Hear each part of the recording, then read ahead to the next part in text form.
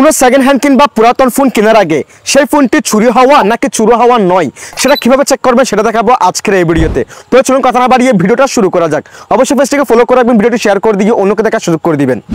শুরুতে আপনার ফোনের ডায়াল প্যাডে যাবেন এবং এখানে প্রেস করবেন *#06#। দেন এখান থেকে যে কোনো একটি IMEI নাম্বার আপনি কপি করে ফেলবেন। কপি করা হয়ে গেলে আপনারা চলে যাবেন যে কোনো একটি ব্রাউজারে। আমি এখান থেকে ক্রোম ব্রাউজার অ্যাপসটা ওপেন করে দিলাম।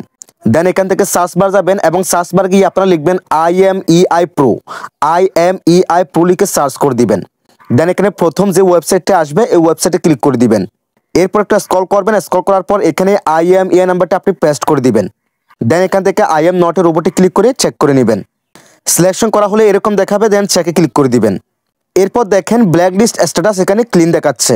যদি আপনার ফোনটি কোনো চুরি করা হয় সেক্ষেত্রে এখানে black list status black list দেখাবে। আর যদি আপনার ফোনটি চুরি করা না হয় সেক্ষেত্রে আমার মতো ক্লিন দেখাবে। সো এইভাবে আপনি চেক করতে পারেন আপনার হাতে থাকা স্মার্টফোনটি বা আপনি যে ফোনটি কিনবেন সেটা চুরি করা নাকি চুরি করা নয়। That's it.